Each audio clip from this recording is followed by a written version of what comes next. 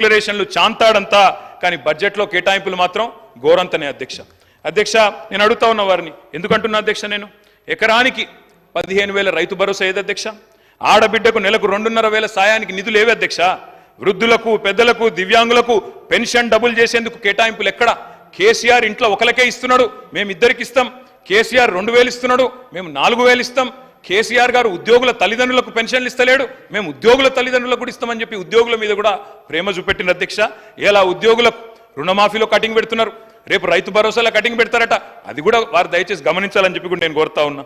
5 లక్షల విద్యా భరోసా కార్డుకు ధనం ఏది అధ్యక్ష? ఈ బడ్జెట్లో తులం బంగారం స్కూటీలకు డబ్బులు ఏవి?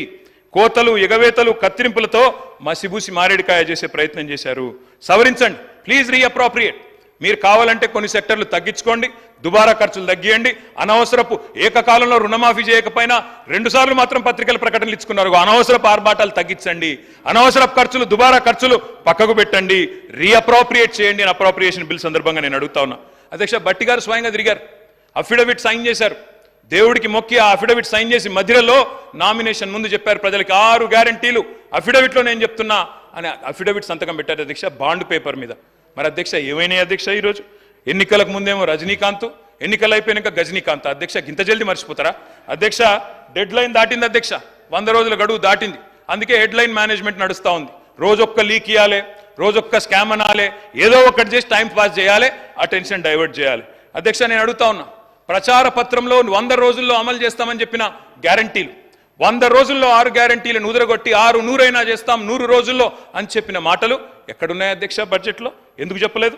అసెంబ్లీలో 4 గోడల మధ్యన కూర్చొని 4 కోట్ల మంది తెలంగాణ ప్రజల్ని మభ్యపెట్టే ప్రయత్నం చేస్తే కుదరదు అధ్యక్ష. తెలంగాణ గడ్డ పోరాటాల గడ్డ, తప్పకుండా నిలదీస్తాం, ప్రశ్నిస్తాం అధ్యక్ష. ఇంకా విచిత్రం, తెలంగాణలో సామెత ఉంది అధ్యక్ష, అన్న వస్త్రాల కోసం పోతే ఉన్న వస్త్రాలు పోయినట్టుంది అధ్యక్ష. ఈరోజు పరిస్థితి, ఉండబట్టలేక ఓటేస్తే ఉన్నబట్ట కూడా లాక్కున్నారంటే ఎట్లుంది అధ్యక్ష అంటే, మేనిఫెస్టోలో ఏం చెప్పింది అధ్యక్ష? పెన్షన్లు పెంచుతాం, 2,000 4,000 చేస్తామన్నారు. ఏం చేస్తున్నారు అధ్యక్ష? ఈరోజు ఖమ్మం జిల్లాలో వారున్న జిల్లాలోనే లక్ష్మమ్మ అనే మహిళకు మొన్న ఆసరా పెన్షన్ రికవరీ పెట్టినారు అధ్యక్ష. ఆసరా పెన్షన్ రికవరీ అని చెప్పి లక్ష్మమ్మ గారు, పాపం ఆమె వృద్ధురాలు, 80 ఏళ్ళు ఉంటుంది అనుకుంటా, ఆమె దగ్గర రికవరీ, కొత్తగా రికవరీ స్కీమ్ స్టార్ట్ అధ్యక్ష. ఆసరా pension recovery, Rythu Bandhu recovery, Kalyana Lakshmi recovery, ఇక చెప్పాలంటే చాలా ఉన్నాయి అధ్యక్ష. గవర్నమెంట్ డెవలప్మెంట్ ఏజెంట్ ఉండాలి, రికవరీ ఏజెంట్ ఉండద్దు అధ్యక్ష. పోయి అది కూడా పేదవాళ్ళ మీద ప్రతాపం చూపెట్టడం అయితే మంచిది కాదు అధ్యక్ష. ఉన్న వాటిని ఊడగొడతామని భయపెడితే కొత్త అడగరు, వీళ్ళని అదరగొట్టొచ్చని ప్రయత్నం చేస్తున్నారు. కానీ వాళ్ళ తరపున అడగడానికి ప్రధాన ప్రతిపక్షంగా బీఆర్ఎస్ పార్టీ, కేసీఆర్ బృందం ఇక్కడ ఉందనే మాట మర్చిపోవద్దని చెప్పి నేను వారికి విజ్ఞప్తి చేస్తా ఉన్నా అధ్యక్ష. దుర్వినియోగం, దుష్ప్రచారం చేయాలి, అవినీతి జరిగిందని ముద్రేయాలి, స్కామ్ల మకిలి అంటించి స్కీమ్లను ఎత్తేయాలి, అప్పుల పాలైంది రాష్ట్రం అని చెప్పి 6 గ్యారంటీలకు మంగళం బాడాలి. ఇది వీళ్ళ ఎజెండా అధ్యక్ష. మేము వాళ్ళని వదిలిపెట్టాం అధ్యక్ష. రికవరీ చేయాల్సి వస్తే ప్రజలు చేయాలి అధ్యక్ష. రికవరీ ఏం రికవరీ చేయాలి అధ్యక్ష?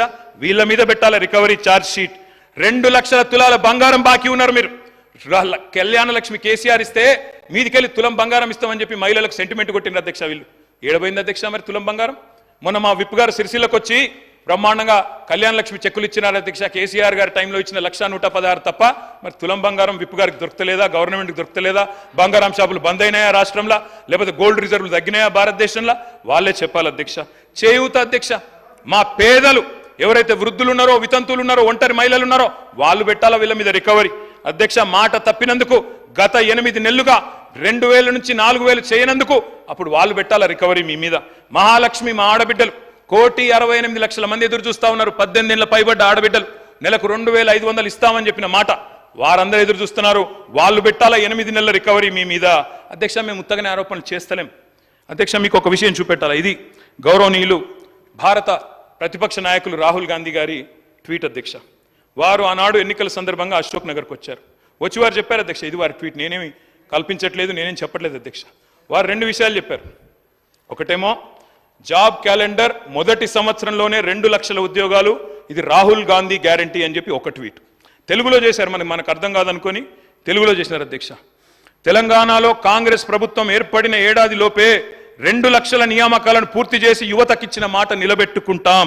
ఇది కాంగ్రెస్ నాయకులు పెద్దలు రాహుల్ గాంధీ గారు చేసిన ట్వీట్ అధ్యక్ష. యువతకిచ్చిన, నేను వారికి పంపిస్తా ఉన్నాను తమరి ద్వారా అధ్యక్ష. నేను అడుగుతా ఉన్నా అధ్యక్ష, నిజంగా కూడా రాహుల్ గాంధీ గారు ట్వీట్ చూసిన తర్వాత వీళ్ళ నిర్వాకం చూసిన తర్వాత ఆ జోసెఫ్ గోబెల్స్ అని ఒక ఆయన ఉంటుండే అధ్యక్ష, ఎవరు ఆ జర్మనీలో, ఆయన గిన్న బతికుంటే అధ్యక్ష ఎవరు వీళ్ళు ఇంత టాలెంటెడ్గా ఉన్నారు, వీళ్ళ దగ్గర ట్యూషన్ నేర్చుకుంటాను పోతుండేనేమో సార్ వీళ్ళ దగ్గరికి. ఎందుకంటే ఇంత అద్భుతంగా అబద్ధాలు చెప్పొచ్చు అని మాకు తెలియదు సార్. అధ్యక్ష 30,000 ఉద్యోగాలు ఇచ్చినామని చెప్పి బడ్జెట్ స్పీచ్లో చెప్పారు అధ్యక్ష. 30,000 ఉద్యోగాలు. నేను అడుగుతా ఉన్నా అధ్యక్ష, 30,000 ఉద్యోగాలు ఎక్కడిచ్చారు సార్? అధ్యక్ష ఐ రికమెండ్, నేను అక్కడ మొత్తం డేట్స్ ఉన్నాయి, నోటిఫికేషన్ ఎప్పుడు వచ్చింది, పరీక్ష ఎప్పుడు జరిగింది, మీరు ఎప్పుడు కాగితాలు ఇచ్చిన డేట్లు ఉన్నాయి చెప్పమంటే చెప్తా అధ్యక్ష. డేట్ స్టాఫ్ నర్స్ ఉద్యోగాలకు నోటిఫికేషన్ ఇచ్చింది 20 డిసెంబర్ 2022, పరీక్ష పెట్టింది ఆగస్టు 23, సింగరేణి ఉద్యోగాలు నోటిఫికేషన్ వచ్చింది జూన్ 22, తుది పరీక్ష పెట్టింది సెప్టెంబర్ 22, పోలీస్ కానిస్టేబుల్ ఉద్యోగాలకు నోటిఫికేషన్ ఏప్రిల్ 22, ప్రిలిం పరీక్ష ఆగస్టు 22, ఫిజికల్ టెస్ట్ జనవరి 23, మెయిన్ పరీక్ష ఏప్రిల్ 23. ఇవన్నీ కలిపి 30,000 ఉద్యోగాలు మేమిచ్చినామని కేసీఆర్ గవర్నమెంట్లో పరీక్షలు పూర్తయ్యి మొత్తం జరిగిన తర్వాత ఇవాళ వచ్చి వీరు మేము ఉద్యోగాలు ఇస్తామని చెప్తున్నారు అధ్యక్ష. నేను వారిని ఒకటే అడుగుతా ఉన్నా అధ్యక్ష. 30,000 ఉద్యోగాలు ఇచ్చినామని చెప్పి బడ్జెట్ ప్రసంగంలో ప్రజలను తప్పుదోవ పట్టించినందుకు, తెలంగాణ యువతను తప్పుదోవ పట్టించినందుకు మీ మీద వేయాలి అధ్యక్ష ఛార్జ్ షీటు, రికవరీ. ఇది కరెక్ట్ కాదు అధ్యక్ష. ఈ రకంగా యువతను తప్పుదోవ పట్టించడం అధ్యక్ష. జాబుల జాతర పెడతారని ఆశిస్తే అబద్ధాల జాతర నడుస్తోంది.